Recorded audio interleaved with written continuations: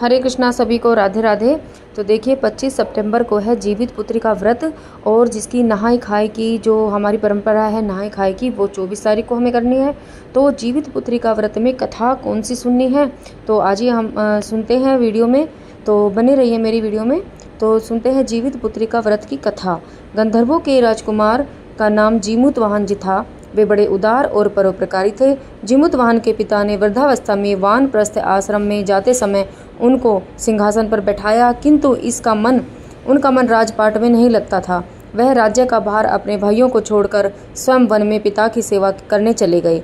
One में ही जीमूतवाहन को मल्यवती नामक राजकन्या से भेंट हुई और दोनों में प्रेम हो गया। एक दिन जब वन में भ्रमण करते हुए जीमूतवाहन काफ़ी आगे चले गए, तब उन्हें एक वृद्धा विलाप करते हुए दिखी। पूछने पर वृद्धा ने रोते हुए बताया, मैं नागवंश की स्त्री हूँ, मुझे एक ही पुत्र है। पक्षीराज गरुड़ के कोप से मुक्ति दिलाने के लिए नागों ने यह व्यवस्था की है। वे गरुड़ को प्रतिदिन भक्षण हेतु एक युवा नाग सौंपते हैं। आज मेरे पुत्र शंखचूड़ की बलि का दिन है। आज मेरे पुत्र के जीवन का संकट है और थोड़ी देर बाद ही मैं पुत्र विहीन हो जाऊंगी। एक स्त्री के लिए इससे बड़ा दुख क्या होगा कि उसके जीते जी उसका पुत्र न रहे। जीमूतवाहन को यह सुनकर बड़ा दुख हुआ। उन्होंने उस वृद्धा को आश्वस्त करते हुए कहा, डरो मत, मैं तुम्हारे पुत्र के प्राणों की रक्षा करूंगा। आज उसके स्थान पर स्वयं मैं अपने आप को उसके लाल कपड़े में ढककर वध्यशिला पर लेटूंगा, ताकि गरुड़ मुझे खा जाए पर तुम्हारा पुत्र बच जाएगा। इतना कहकर जीमूतवाहन ने शंखचूड़ के हाथ से लाल कपड़ा ले लिया और वे उसे लपेटकर गरुड़ को बलि देने के लिए चुनी गई वध्यशिला पर लेट गए। नियत समय पर गरुड़ बड़े वेग से आए और वे लाल कपड़े में ढके जीमूतवाहन को पंजे में दबोचकर पहाड़ के शिखर पर जाकर बैठ गए। गरुड़ ने अपनी कठोर चोंच पर प्रहार किया और जीमूतवाहन के शरीर से मांस का बड़ा हिस्सा नोच लिया। उसकी पीड़ा से जीमूतवाहन की आंखों से आंसू बह निकले और वह दर्द से कराहने लगे। अपने पंजे में जकड़े प्राणी की आंखों में से आंसू और मुंह में कराह सुनकर गरुड़ बड़े आश्चर्य में पड़ गए, क्योंकि ऐसा पहले कभी नहीं हुआ था। उन्होंने जीमूतवाहन से उनका परिचय पूछा। जीमूतवाहन ने सारा किस्सा कह सुनाया कि कैसे एक स्त्री के पुत्र की रक्षा के लिए वह अपने प्राण देने आए हैं। आप मुझे खाकर भूख शांत करें। गरुड़ उनकी बहादुरी और दूसरे की प्राण रक्षा के लिए स्वयं का बलिदान देने की हिम्मत से बहुत प्रभावित हुए। उन्हें स्वयं पर पछतावा होने लगा।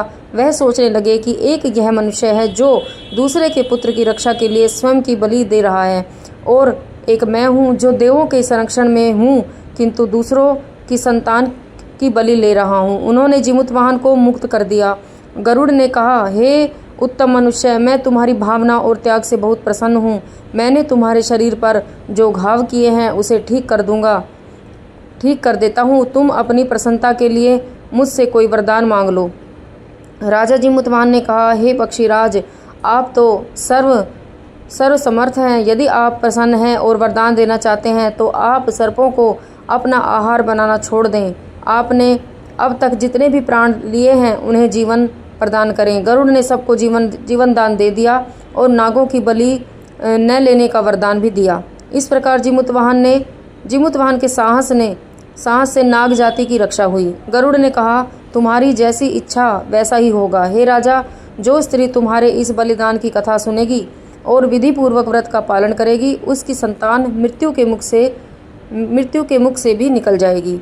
तब से ही पुत्र की रक्षा हेतु जीमूतवाहन की पूजा की प्रथा शुरू हो गई। यह कथा कैलाश पर्वत पर भगवान शंकर ने माता पार्वती को सुनाई थी। आगे है जीवित पुत्री का व्रत का महत्व। एक समय की बात है, एक जंगल में चील और लोमड़ी घूम रहे थे। तभी उन्होंने मनुष्य जाति को इस व्रत को विधि पूर्वक करते देखा एवं कथा सुनी। उस समय चील ने इस व्रत को बहुत ही श्रद्धा के साथ ध्यानपूर्वक देखा। वहीं लोमड़ी का ध्यान इस ओर बहुत कम था। चील के संतानों और उनकी संतानों को कभी कोई हानि नहीं पहुंची, लेकिन लोमड़ी की संतान जीवित नहीं बची। इस प्रकार इस व्रत का महत्व बहुत अधिक बताया जाता है।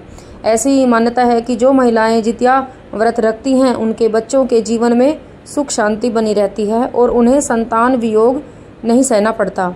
इस दिन महिलाएं पितरों का पूजन कर उनकी लंबी आयु की भी कामना करती है। इस व्रत में माता जीवितपुत्रिका और राजा जीमूतवाहन दोनों पूजा एवं पुत्रों की लंबी आयु के लिए प्रार्थना की जाती है। सूर्य को अर्घ्य देने के बाद ही कुछ खाया पिया जाता है। इस व्रत में तीसरे दिन भात, मरवा की रोटी और नौनी का साग खाए जाने की परंपरा है। जितिया व्रत की कथा के अनुसार यह माना जाता है कि इस व्रत का महत्व महाभारत काल से जुड़ा हुआ है, जब भगवान श्री कृष्ण ने उत्तरा के गर्भ में पल रहे पांडव पुत्र की रक्षा के लिए अपने सभी पुण्य कर्मों से उसे पुनर्जीवित किया था। तब से ही स्त्रियां अश्विन मास के कृष्ण पक्ष की अष्टमी तिथि को निर्जला व्रत रखती हैं। कहते हैं कि इस व्रत के प्रभाव से भगवान श्री कृष्ण व्रती स्त्रियों की संतानों की रक्षा करते हैं। जीवितपुत्रिका व्रत की कथा महाभारत काल से भी जुड़ी है।